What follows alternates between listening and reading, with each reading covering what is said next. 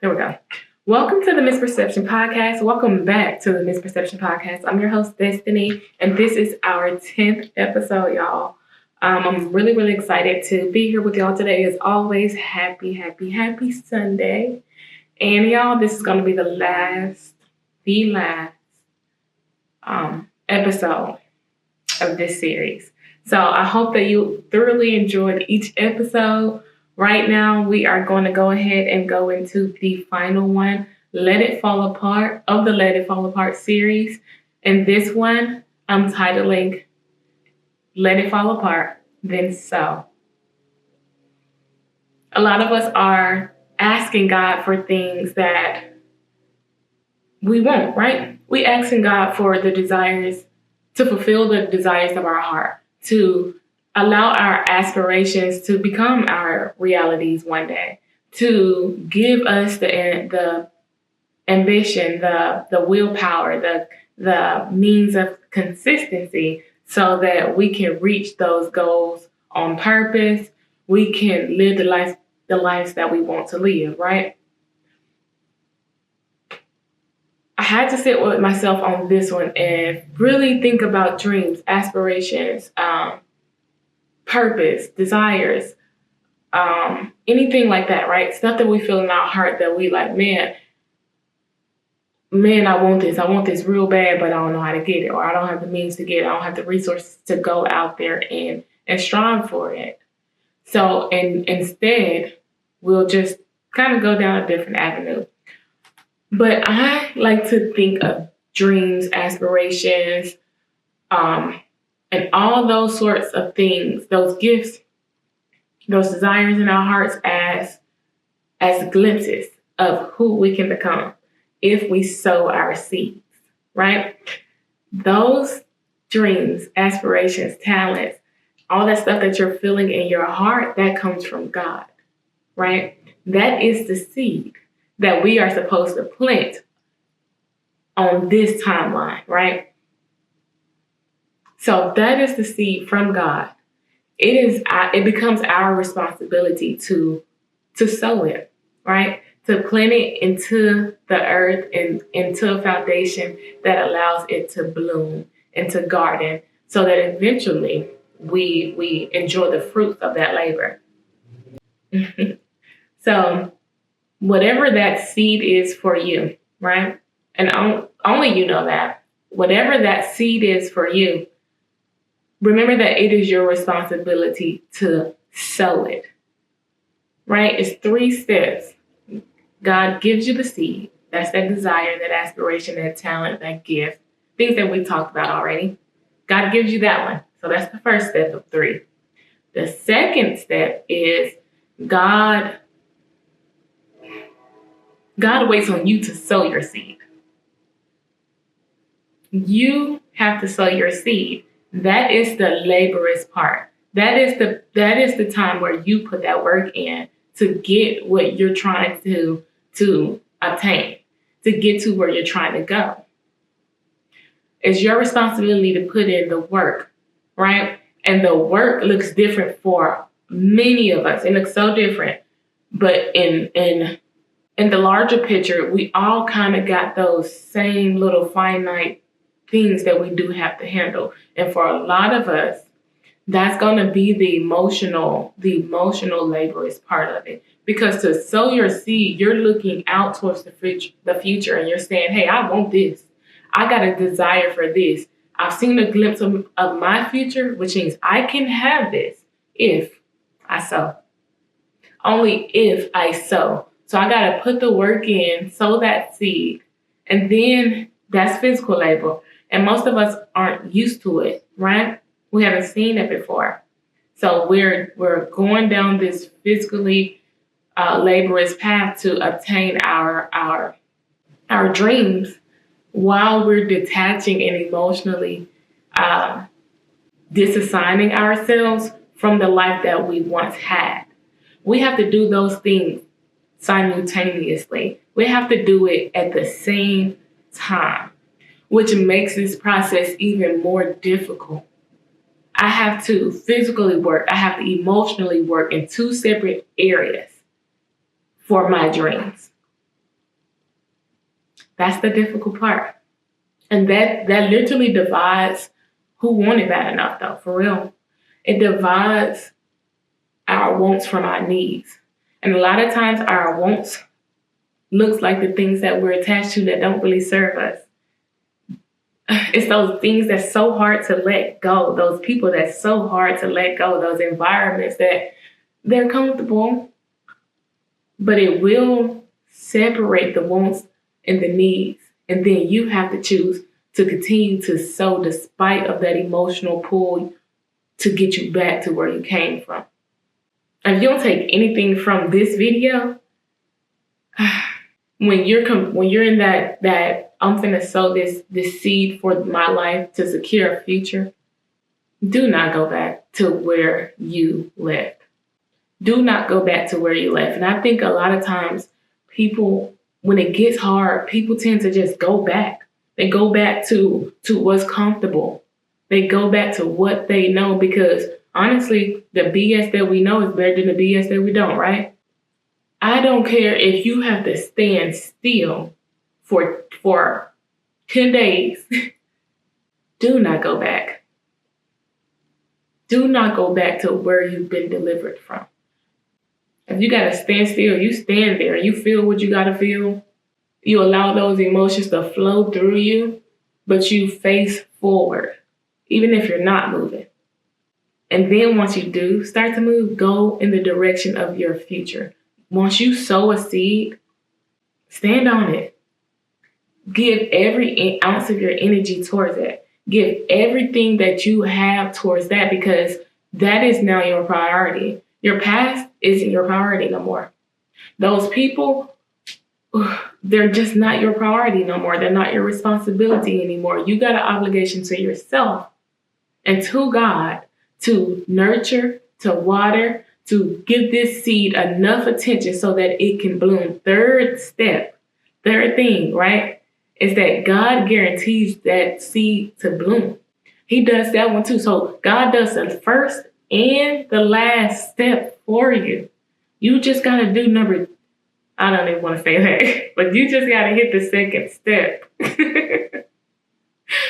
God will do the first step for you. Your responsibility is to toggle down on the second step.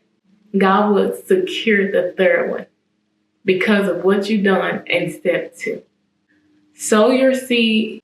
That's an act that's putting your attention towards the future.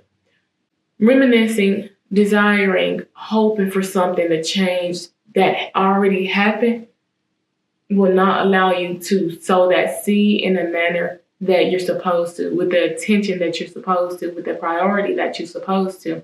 A lot of people say they prioritize in their life, they're prioritizing their dreams, but when it comes to them making a decision between, writing, they're making a decision to write. You've been in a relationship, you're like, oh, I want to write a book.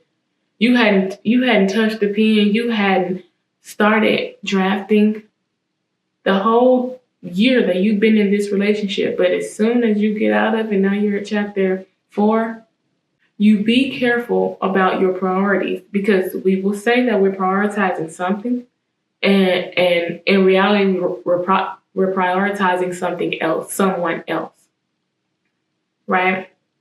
That emotional pull, you're going to feel it. That's really the truth. You're going to feel it. But you have to make the decision to sow despite of it. Shoot, in spite of it if you have to. Sowing the seed is where you will see your life begin to shift, right? Because after that hard part, honestly, and that initial push-pull, things will start to align and flow for you. Once you sow that seed and you start watering it, and you start giving it the attention that it deserves, you will see alignment and shifts and messages start presenting itself to you. You will start attracting who you need, right? You sow a seed and the world rejects it. So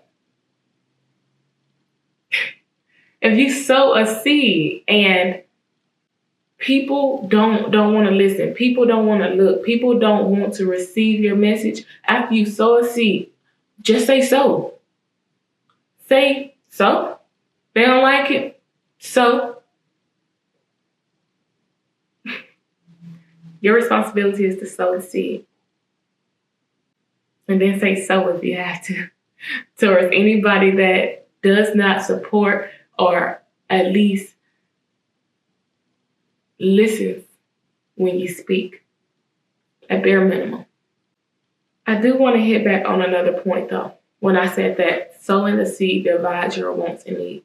And it makes them clear, right? Just like when I said you can't be in two places at once. You can't be a healed person and operate in survival mode. You can't be living on purpose and living on an assignment. You see how these things just don't go together?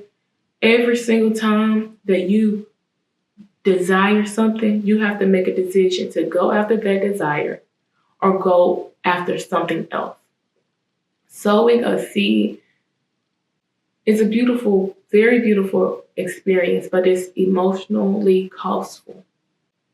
People don't quite understand that our emotions, honestly, are the most powerful thing that drives us, right? Whether it's rage or if it's just, I want to secure this for my family, that emotional pull of love, hate, those emotional pulls, that's what gets you from point A to Z. You have to make sure that you're giving yourself enough time, enough space with God and yourself to commit to it, to commit to living a life on purpose, to commit to sowing a seed, to commit to whatever desire that God placed in your heart. Because honestly, if it's in your heart, that came from God.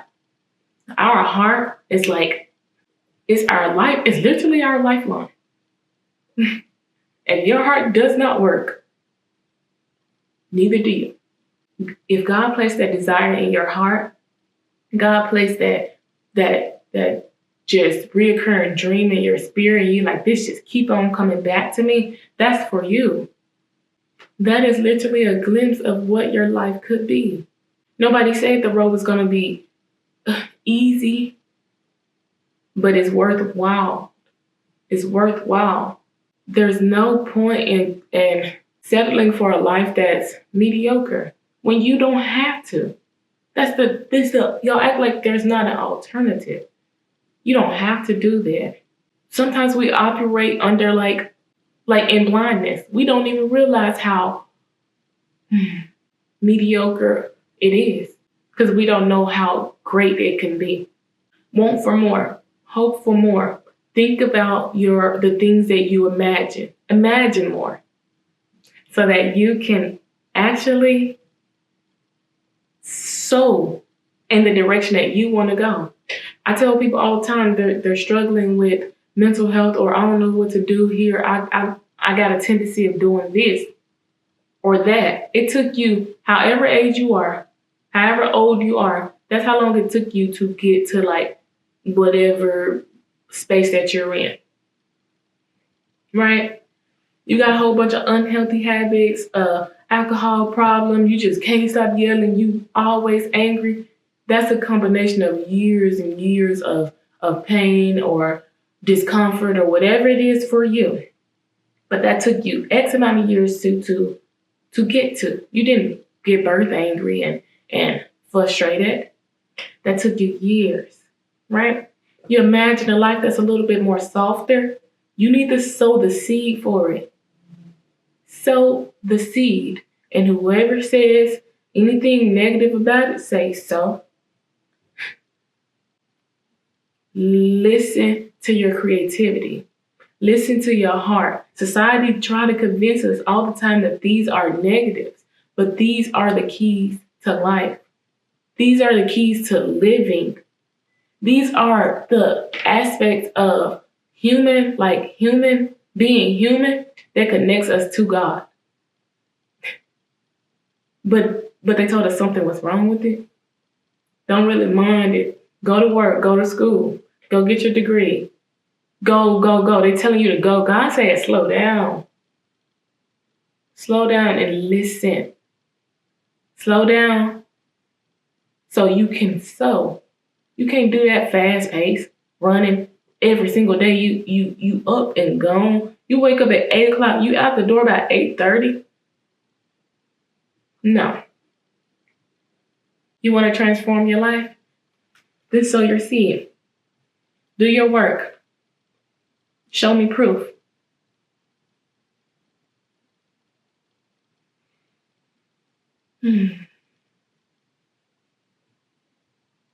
There are a few videos before this one. None. Nine.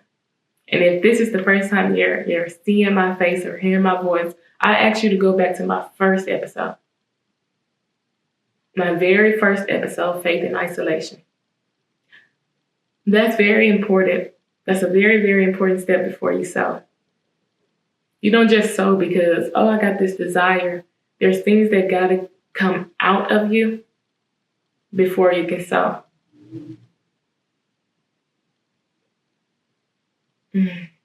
Before you can release and receive the fruits of the seed that you sow, you're going to have to do a little work. And it's going to cost you something. And my first episode helps you understand what it's going to cost you. Back to what I was saying about that third step is God helps you. God makes sure that your seed blooms. That's the thing. God makes sure that that seed blooms, which means you're guaranteed it. I can't give you a timeline. I can't tell you how he's going to do it, but I know it's guaranteed. If it's freedom that you seek, sow your seed. If it's financial security and safety that you seek, that you desire, sow your seed. People don't even have the ability to imagine a great, happy, abundant life anymore. They think that's reserved for a certain group of people when it's not. Everything in this life you work for at the very end. That thing that you didn't work for and you quite didn't deserve, I'm sure it didn't last long, and I'm sure it didn't serve you. I'm sure it probably even left you with a scar. We are here for purpose, right?